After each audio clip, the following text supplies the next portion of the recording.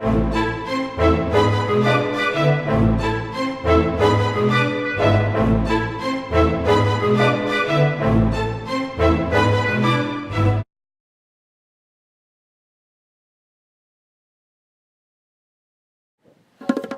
let's talk about definitions. First definition is a statement. We know that a statement that is a sentence that is either true or false. An example of a statement is triangle has 3 sides. The next definition is a truth value. A truth value is either true or false. And in this case, since a triangle does have 3 sides, the truth value of the statement is true. A compound statement is a statement with 2 or more statements joined with the words or and. An example, a triangle has 3 sides and a triangle has 180 degrees. The next definition is a conjunction. A conjunction is a compound statement that is combined with the word and. For instance, a triangle has 3 sides and a triangle has 180 degrees. A disjunction is a compound statement that is combined with the word or. For example, a triangle has 3 sides, true, or a triangle has 200 degrees, which is false. Let's learn some more definitions about logic. The first definition is a negation. A negation is if a statement is represented by P, then not P is the negation of a statement. Our next definition is disjunction. I know we've learned what a disjunction is already, but this is just to prove how important the definition is so we don't get confused later on. The next definition is a truth table. A truth table is a table used as a convenient method for organizing the truth values of statements. Before we start our very first truth table, you might be asking yourself a few questions, like what is a conditional statement, what is an if-then statement, and what is a hypothesis or conclusion? A conditional statement is a statement that can be written in if-then form. If-then form is basically a compound statement of the form if P then Q, where P and Q are statements. A hypothesis is the statement that immediately follows the word if, and the symbol for a hypothesis is P. A conclusion is a statement that immediately follows the word then, and the symbol for a conclusion is Q. Let's try a simple truth table. So far, we've learned what a conditional statement is, what a hypothesis is, and what a conclusion is. We've also learned that P and Q stand for our hypothesis and our conclusion. We know that in this specific truth table, we are looking for the negation of P or not P. We're given the values for P, which are true, false, false then true, and we are given the values for Q, which are false, true, false, and false.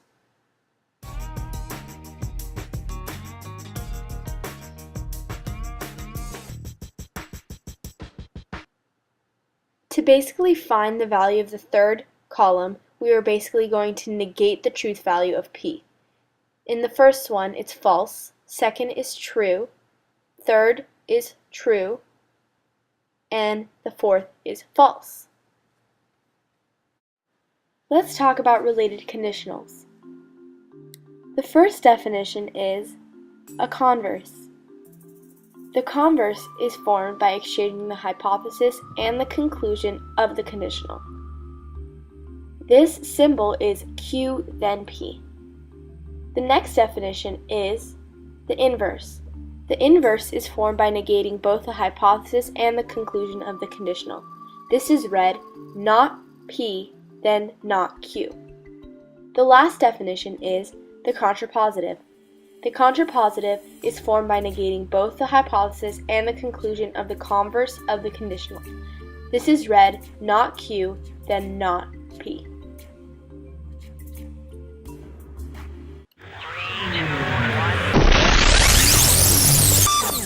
If Timmy rides the bus, then he will save money on gas. Timmy rides the bus is the hypothesis. The conclusion is he will save money on gas. The inverse is if Timmy does not ride the bus, he does not save money on gas. Hopefully we've mastered all the concepts we've learned so far. Now it's time to learn the most important concept in Chapter 2, which is deductive reasoning. Deductive reasoning uses facts, rules, definitions, or properties to reach logical conclusions. The reason deductive reasoning is so important in Chapter 2 is because we use it in proofs, and we do proofs in mainly every chapter and every concept we learn in geometry. We use laws to support our deductive reasoning skills. Let's learn some of these laws. The first law we're going to learn is the law of detachment. The law of detachment says if P then Q is a true statement and P is true, then our valid conclusion is that Q is true. An example of this is if Timmy rides the bus, he saves money. Our valid conclusion from this statement using the law of detachment is that Timmy saves. The second law is the law of syllogism. It states if P then Q and Q then R are true statements, then P then R is a true statement. An example of this is if Timmy rides the bus, he will save money. If he saves money, he will spend it on candy. The valid conclusion we can make using the law of syllogism is if Timmy rides the bus, he will spend his money on candy. The last law is the law of modus tollens. It states if P then Q is true and not P is true, then not Q is true. An example of this is if Timmy rides the bus, then he will save money. Not P is if Timmy doesn't ride the bus. The valid conclusion we can make from this law is that if Timmy doesn't ride the bus, then he will not save money.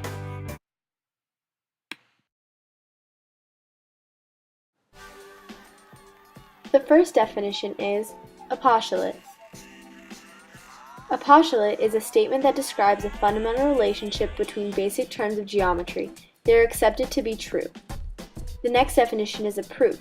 A proof is a logical argument in which each statement you make is supported by a statement that is accepted as true. A theorem is a statement or conjecture that can be proven by undefined terms, definitions, and postulates. A deductive argument is a proof formed by a group of algebraic steps used to form a problem. A two-column proof is a formal proof that contains statements and reasons organized in two columns. Each step is called a statement, and the properties that justify each step are called the reasons. Learn steps on how to write a two-column proof. First, read the problem over carefully.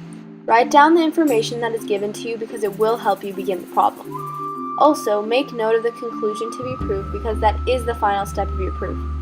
This step helps reinforce what the problem is asking you to do and gives you the first and last steps of your problem.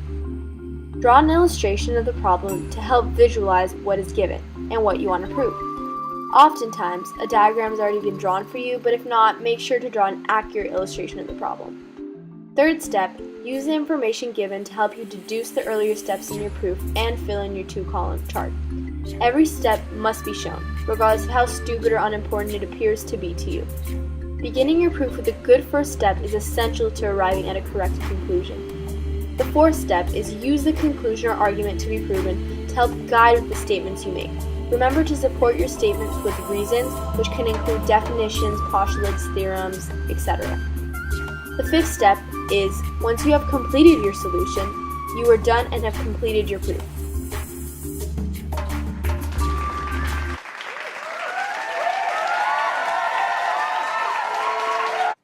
In this proof, we are going to be proving that angle 2 is congruent to angle 3. The given is that DB bisects angle AGC.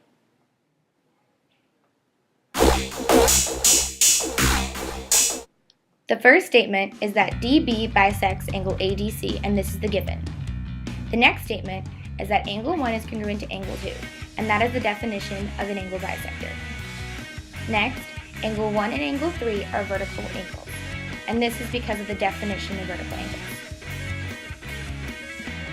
Angle 3 is congruent to angle 1, and this is because vertical angles are congruent.